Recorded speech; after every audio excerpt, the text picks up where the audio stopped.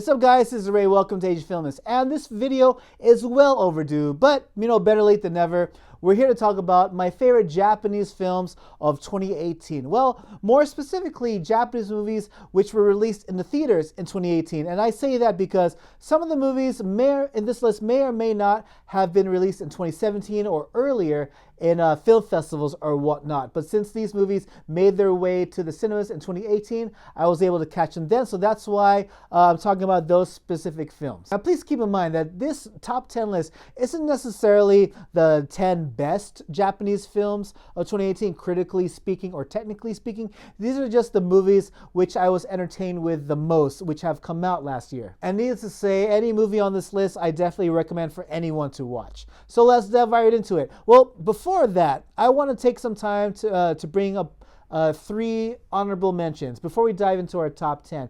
These 3 movies, I also really enjoy, but they weren't strong enough to include in my final top 10 list, but I still think they deserve some time to mention. The first honorable mention I want to talk about is called Hardcore, directed by Yamashita Nobuhiro and starring Yamada Takayuki and Sato Takeru. And I like this movie because it was unique in the sense that it was quirky, it had a lot of dry and dark comedy, black humor, and I just dug all the actors. Yamada Takayuki is one of those actors I try to catch every chance I get, every time he releases a new movie. And Hardcore is about these guys who live on the outskirts of society. They don't blend well with people, and they don't want to mix well with people. And there are these 2 best friends, and one of them is kind of homeless. He lives in this abandoned factory, and one day he stumbles upon this robot, which they wake up, and he joins their crew. And it starts getting weird and wacky from that point on, or rather weird and wackier. And the thing I like most about Hardcore is that you can watch this movie and be entertained by just not only the performances, but also the humor, the black humor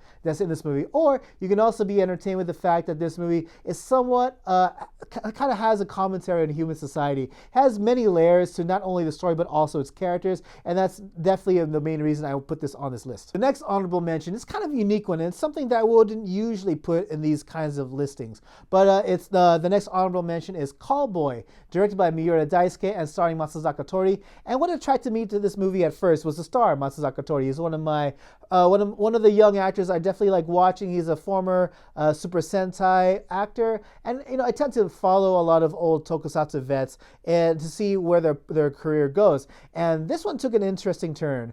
I think Callboy was originally a stage play of sorts, and I think, if I remember correctly, Masazaka Tori also played the lead role in the stage play. But you can almost kind of chalk this up to be a softcore porn of sorts. It's about this guy who's kind of disconnected with life, or rather, he's kind of emotionless. He thinks women are boring, and he's just kind of bored with life. But then he gets hired by this woman to be in her club of sorts. In other words, she convinces him to become a gigolo. But it's through this line of work that he finally finds meaning in his life. He starts being able to open his heart and start connecting with women, and overall just becoming more connected with other people. And this movie is interesting because if you just take a lot of the situations and a lot of the dialogue and a lot of the sex scenes, you could definitely just count this to be your average funny softcore porno. But if you just look at the way the characters, the main character, how he develops, and just how he interacts with all the different characters, I think there is a lot to be appreciated with the way the story progresses. The next honorable mention is Cafe Funicula, directed by Tsukahara Ayuko and starring Arimura Kasumi. And this kind of movie, it's an ensemble cast, and it's meant to be this really dramatic story about, well, it's about this cafe of the same name of the title, and this cafe is kind of magical. There's this lone table that's in this cafe, and it's rumored that if you sit at this table and have a cup of coffee, that you can go back into the past and interact with anyone who has visited the cafe. This sets up for many kinds of dramatic moments about people talking to loved ones who have passed away, or people who are contacting loved ones who they just tell them things they weren't able to say to them before because they just didn't have the strength to do it. So you have all these situations, and it's intentionally just trying to draw the tears out of you, but I just ate it all up. I genuinely found myself enjoying this movie when I checked it out in the theaters. So honorable mentions aside, let's talk about my top 10 favorite films, Japanese films of 2018, starting with number 10. Number 10 is Inuyasha Ki directed by Sato Shinsuke and starring Kinashi Noritake and Sato Takeru. And this is based off of a manga and anime of the same name.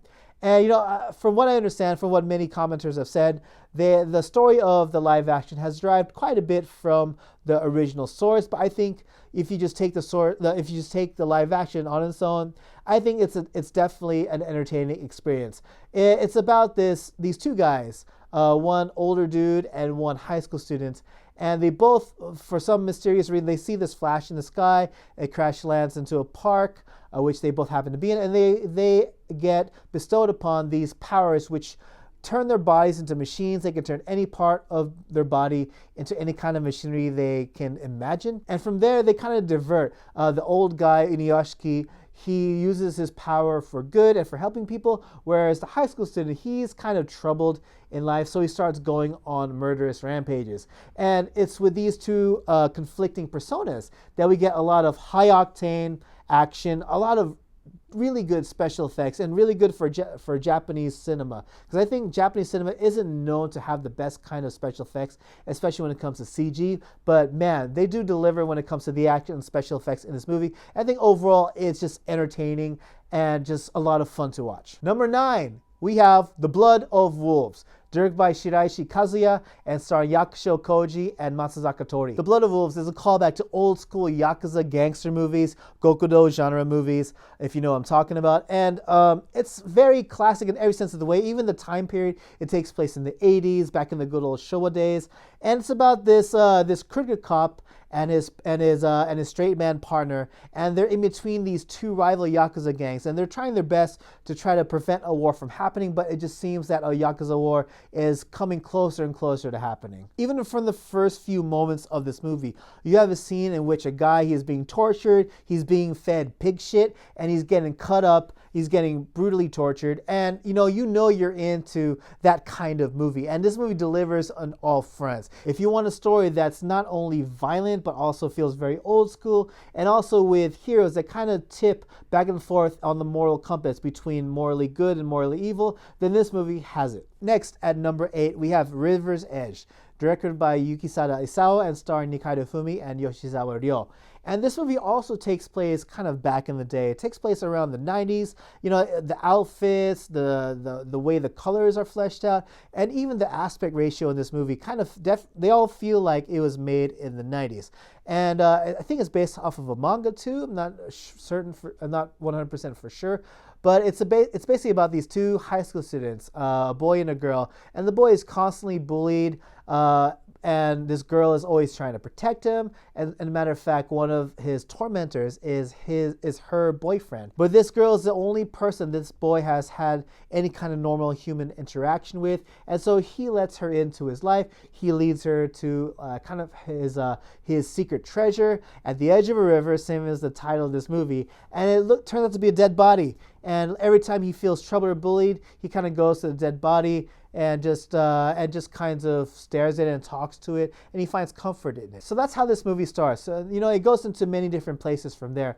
But for me, the most interesting thing, and from what I understand, the concept of the story was based on, was that it takes place in a world in which students just have no supervision or guidance from adults, so they just kind of do whatever they want, anything from drugs, sex, violence, bullying, and what have you. Next on this list at number 7 is Gintama 2, Rules Are Made to Be Broken, directed by Fukuda Yuichi and starring Oguri Shun. And I just absolutely love the first Gintama movie. So when they announced that they were releasing a second one, I was all on board. I love Fukuda Yuichi's work. Even earlier this year, he also made the remake of 51st Dates. 51st Kisses was the Japanese name. That was okay. That was funny. It definitely had a lot of the Fukuda Yuichi humor. But when it came to the work I liked the most, that he released this year, it was definitely Gintama 2. And it continues pretty much from the original movie. And one thing I think that was cool, you don't need to had watched the first Gintama to watch the second one, because I think it kind of has a kind of standalone story, standalone experience, if you will, kind of unconnected to the first movie. Granted, the characters of course, carry over. So if you've seen the first movie, you know these characters. But as far as the adventure that takes place in Gintama 2 is its own separate story. Essentially, Gintama 2 is a comedy action piece based off an anime and manga, and it's about these group of friends who kind of do odd jobs here and there just to make ends meet. And every job that they take, it just ends in hilarious results. So as they go on and do these odd jobs, there's this conspiracy at work in the background that threatens to split apart the Shinsengumi, or the special forces of the Shogun. And compared to the first movie, this movie definitely amped up on the action. This movie is very fun with its action sequences and fight choreography. When it came to the humor, I thought it was definitely more expressive than the first movie. So a long story short, it improves on everything that the first movie brought to the table. Definitely check this out if you want something fun with a lot of action and something that pokes fun at other anime to get some laughs out of you. Next, at number 6, we have Chihiro Musubi, or Chihiro Part 3.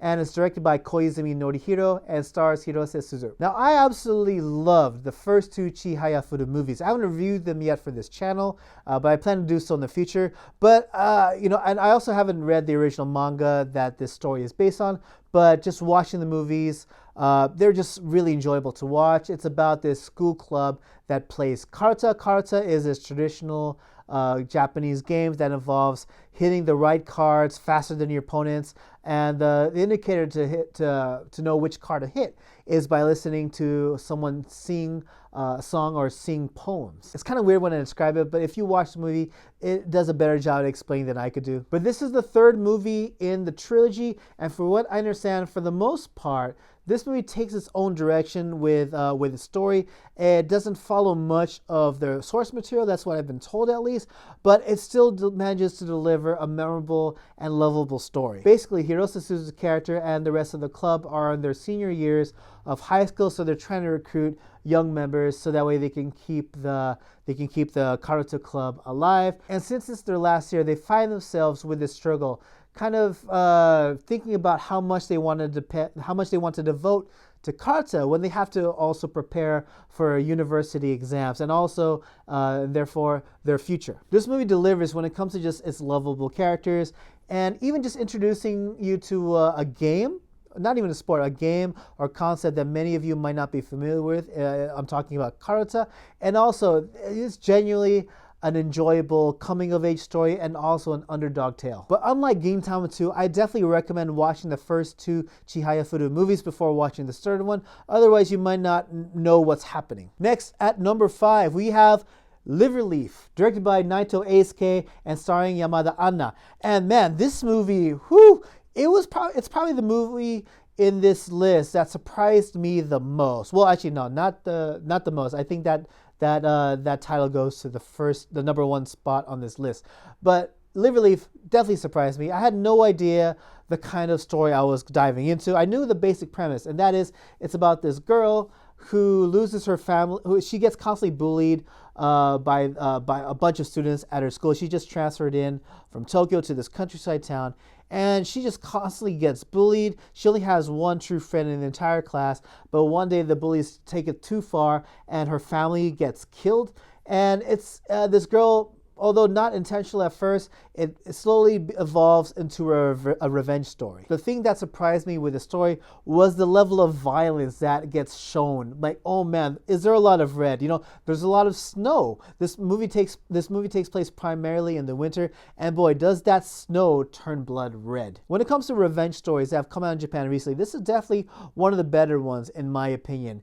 And there's nothing happy about this movie at all. Everything is depressing, everything is dark, everything is broody, gloomy and violent, and I absolutely loved every single moment of it. Next, at number 4, we have $1 Million Man, directed by Otomo Keishi and starring Sato Takeru and Takahashi Ise. And Otomo Keishi is one of those directors you definitely got to look for. You got to look for. He's the one who made the trilogy of Rurouni Kenshin live action movies. So I think any movie that he comes out, it's definitely something to look forward to. $1 Million Man is about this guy played by Sato Takeru who wins the lottery and wins all this money so that way he can possibly pay off his debt. But then before using the money, he gets kind of worried because he reads up that people who win the jackpot in the lottery. After they get the money, their lives and personalities kind of change for the worse. So before using it at all, he gets advice from his best friend from university, played by Takahashi Ise. And he entrusts the money to his friend.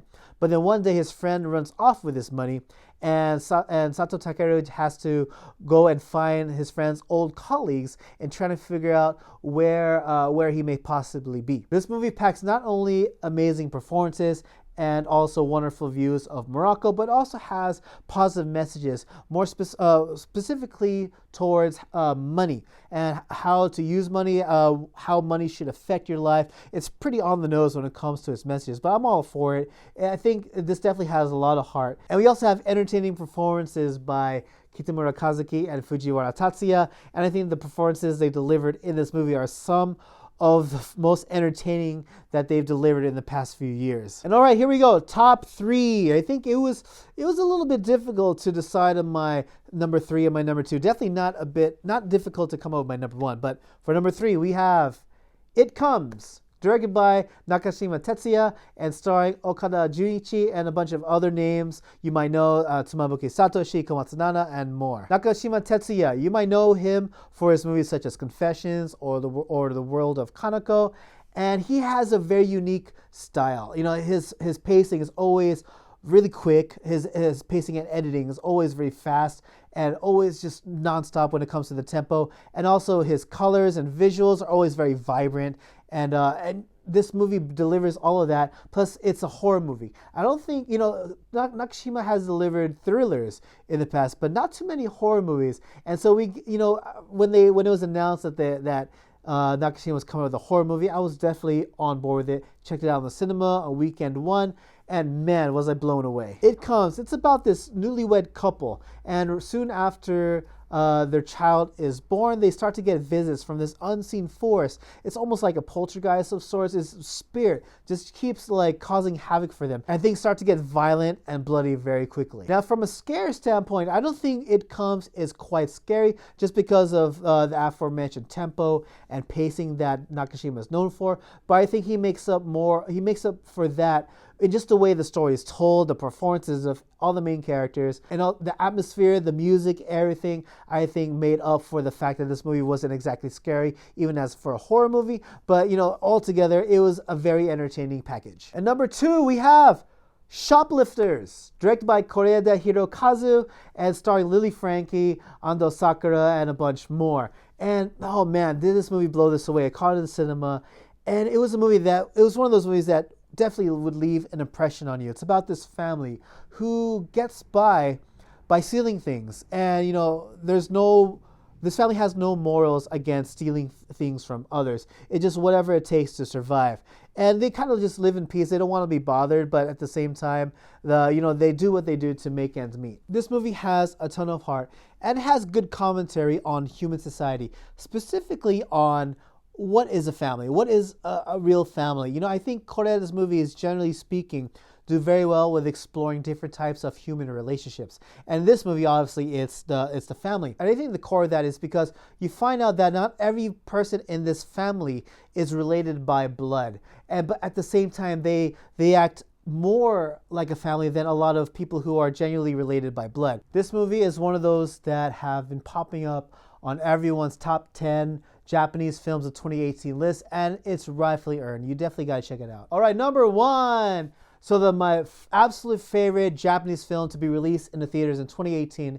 is none other than One Cut of the Dead, directed by Ueda Shinichiro and starring Hamatsu Takayuki. This is the movie that surprised me the most out of every single movie I watched in the theater, and also all the movies out of 2018 that I checked out on DVD.